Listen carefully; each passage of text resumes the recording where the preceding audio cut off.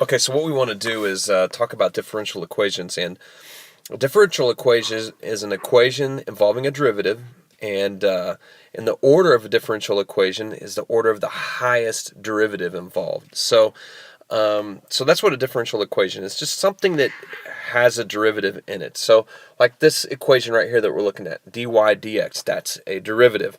So if we want to find all the functions of y that satisfy this rule, then basically all we want to do is find the antiderivative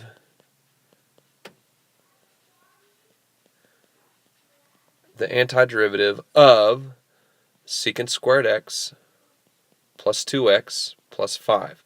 So just think to yourself, in each of these different pieces, okay, in each of these different pieces, what's the antiderivative of each piece? And so when you just think of it as each piece on its own, it really becomes a lot more bearable. So when we do this, then we're going to have the function of y is just going to be y equals, because if you integrate dy dx, you get y. I guess to visualize this, you would say we're looking at the derivative of, or the integral of secant squared x plus 2x plus 5 dx. This is what we're really interested in. So the derivative of dy dx, which is this part right here, the derivative of dy dx is y. And then the derivative of secant squared, that's just tangent x. Or the integral of secant squared is tangent x. The integral of 2x, if you integrate that, you get x squared. And then the integral of 5 is 5x. And then we have what's called a constant. And that c is just allows us to put any value of y in there. It's just going to be a constant function. Remember, a derivative of a constant is 0. And that's where that c comes into place. So if we take the derivative of this, we should get back to that guy.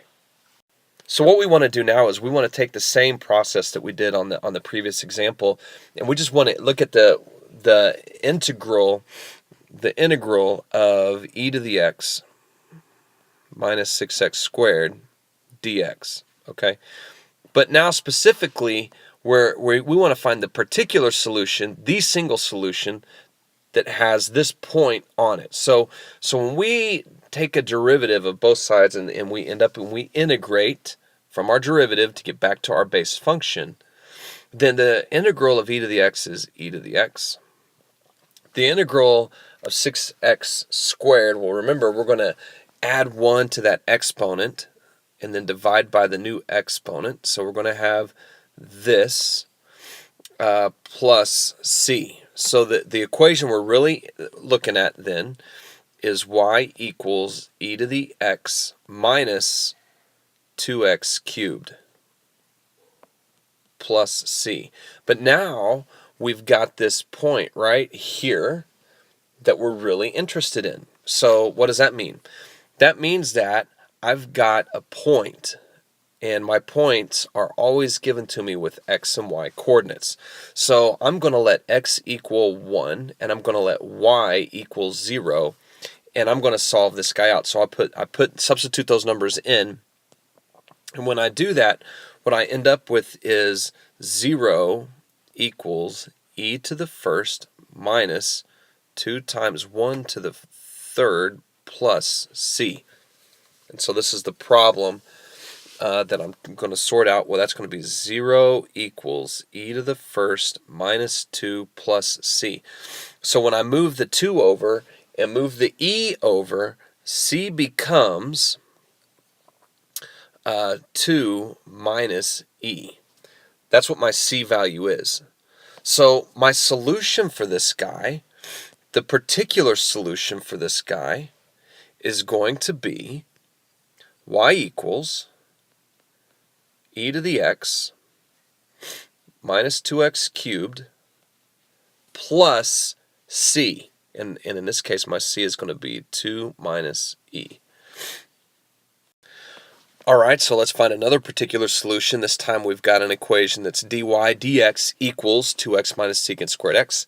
And the point that we're given is the point 0, 0.03. So when x is equal to 0, y is equal to 3. Okay, and basically what we're doing is we're going to look at the integral of 2x minus secant squared x dx. That's the integral that we're interested in. And this guy isn't too bad to do, so the equation we wind up with, our y equals equation, is going to be x squared, and we just saw how 2x integrates. So x squared minus tangent x plus c. And keep in mind that we have to be aware of an interval where our solution occurs, because not every value of x will work on the tangent. Remember, tangent is sine over cosine. So the interval now that we're on has to go from negative pi over 2 to pi over 2. That's the interval that we're going to be looking at.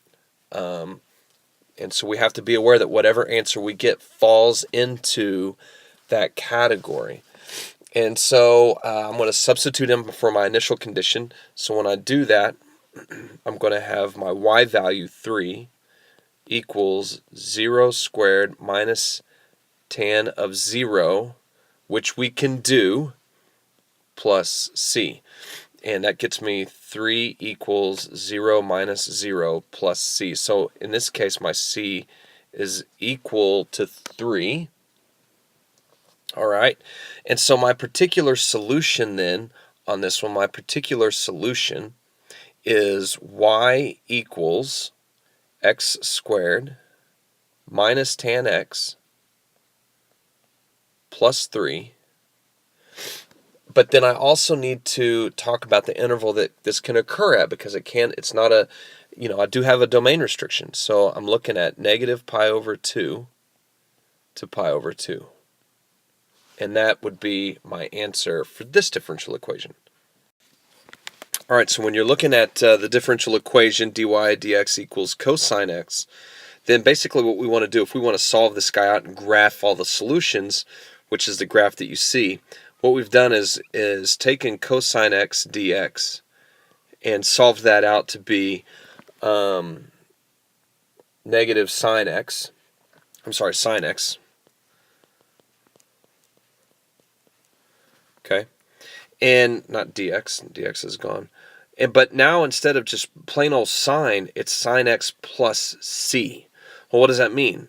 That means that if we're going to graph this whole family of functions, we're going to have sine x plus 1, sine x plus 2, sine x minus 1, sine x minus 2. And so what I did was I graphed the whole family of functions, and you can see that there's a different sine graph going, starting at the origin and then moving up by 1 unit at a time, so going up and going down. So this is what the whole family of functions would look like.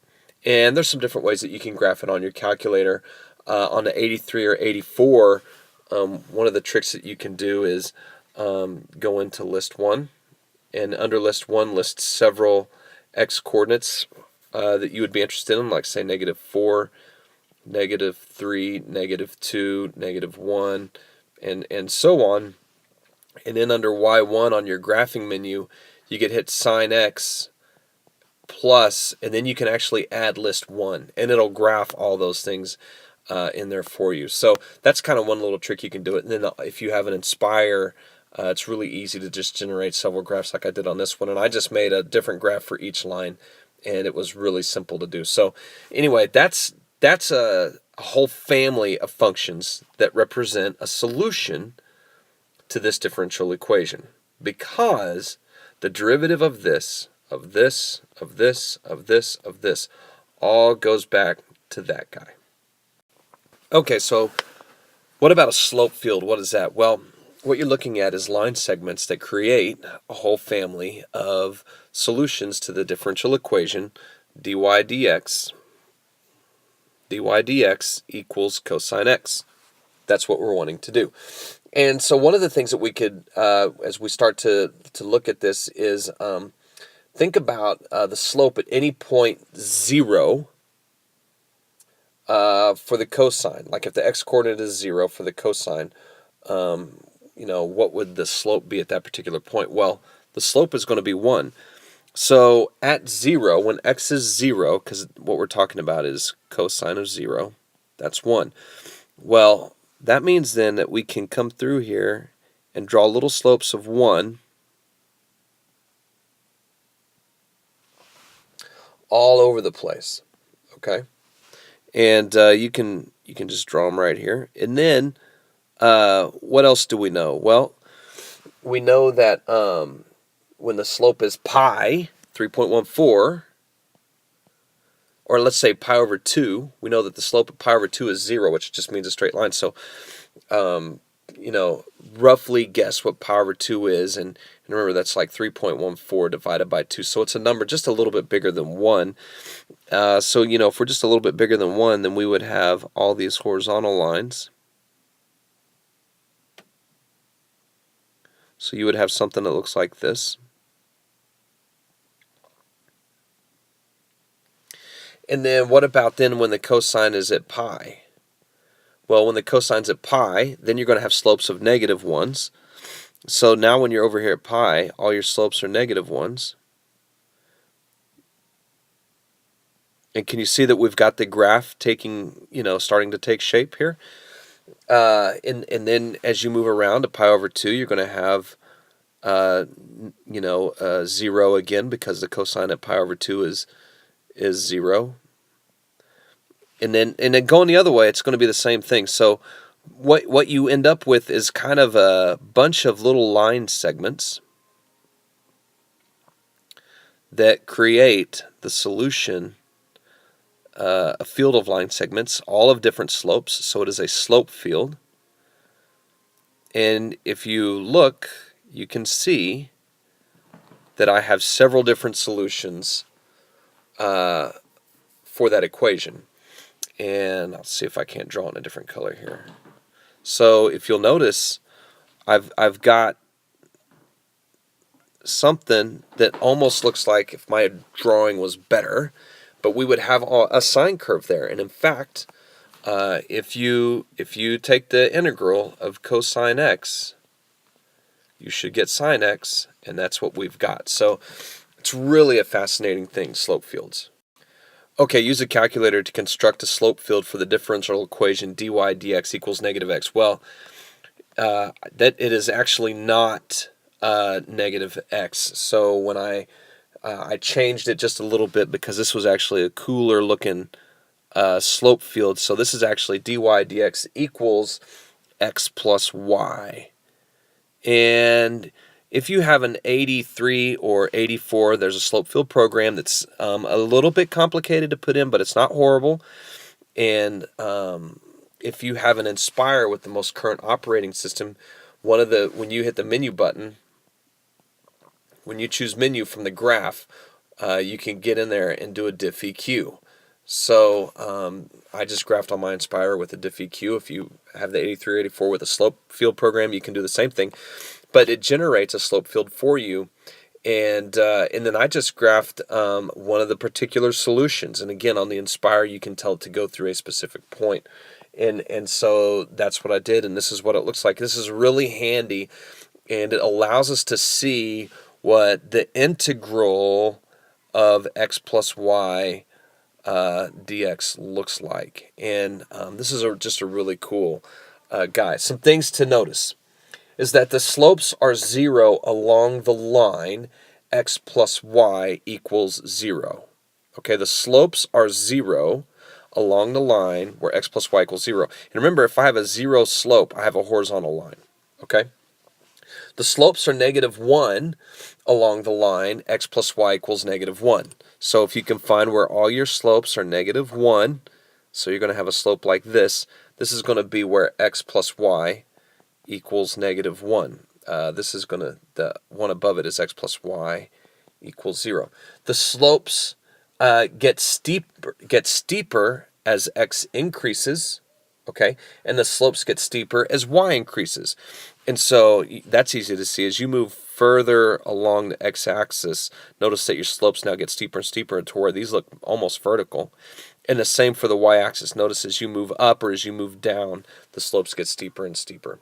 So just slope fields are just really neat and kind of fun to play around with. All right, Euler's method. Euler, the European math god. Okay, his method for graphing a solution to an initial value problem. This is going to be an approximation, not an exact answer. So what we're going to do, you're going to follow these steps. We're going to follow these steps. So if you have printed this off as a PDF, follow these steps every time. Okay, we're going to begin at a specific point. This will be on the graph. Okay, we're going to use the differential equation to find the slope at the point. We're going to increase by a small amount delta x, and then we're going to increase y by a small amount delta y. We're going to use the new point and return back up to step 2 and repeat. So we're going to do 2 and 3 a whole bunch. And then finally at part 5, we're going to construct the graph moving to the left from the initial point. If we want to construct the graph moving left from the initial point, then we'll subtract instead of add. So these first 4 steps will increase in value for x. Part 5 will decrease in value for x. And basically it's just an algorithm and a pattern that we're going to follow. So here's how it looks. Let f be the function that satisfies the initial value problem dy dx equals x plus y, and the initial condition f of 2 equals 0. Use Euler's method, Euler's method, in increments of delta x equal to 0.2 to approximate f of 3. And again, all of this is approximation, okay, except for the initial value, which we know to be true. So what we say then for that initial point is this initial point is going to be the point 2, 0, okay?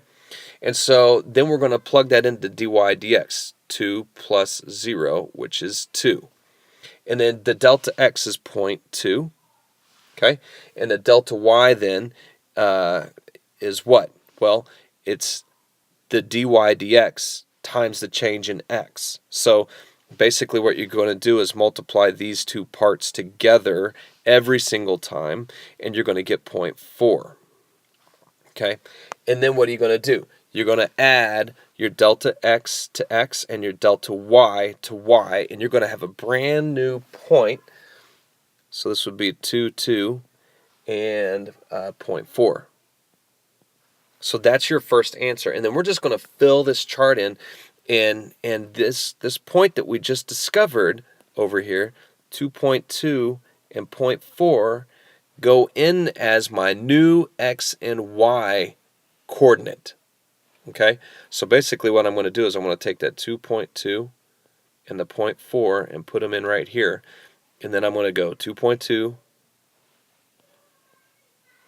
2.2 plus 0.4, and that's going to get me my new dy dx, which is 2.6, and then my delta x is 0.2, so 2.6 times 0.2, 0.52, and then I add that to my xy, which is back here in this position.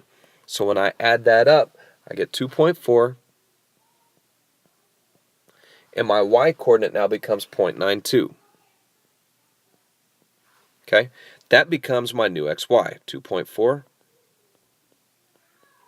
and 0.92. That's my new xy. And now I add those up, 2.4 plus 0.92, and that's going to give me 3.32 times delta x, 0.2. And when I multiply those two together, I get 0.664. And so now I add 0.664 to my y, which is right here, 0.664 to my y, I add 0.2 to my x, and I get a new point, and that new point is going to be 2.6. And then 1.584. And that's my new xy, 2.6 and 1.584.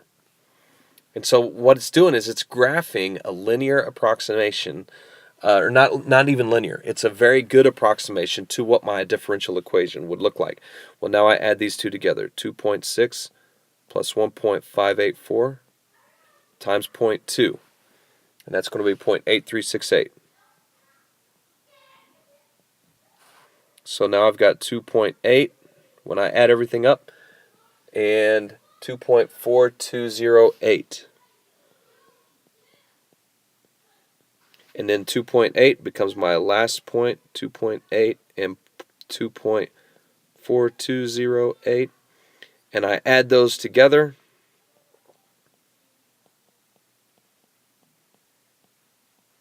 And the reason I'm adding those together is because that's what I'm told to do with my x and y. So I'm just following the pattern given to me. I'm going to multiply that number by 0.2, and that gets me 1.04416. And then when I add all that up, my new point is going to be the 0.3. That's what I'm interested in. That's what I'm interested in right there, the function at 3. And then 3.46496. Okay, and so this then is my approximation for the differential equation dy dx equals x plus 2 at x equal to 3.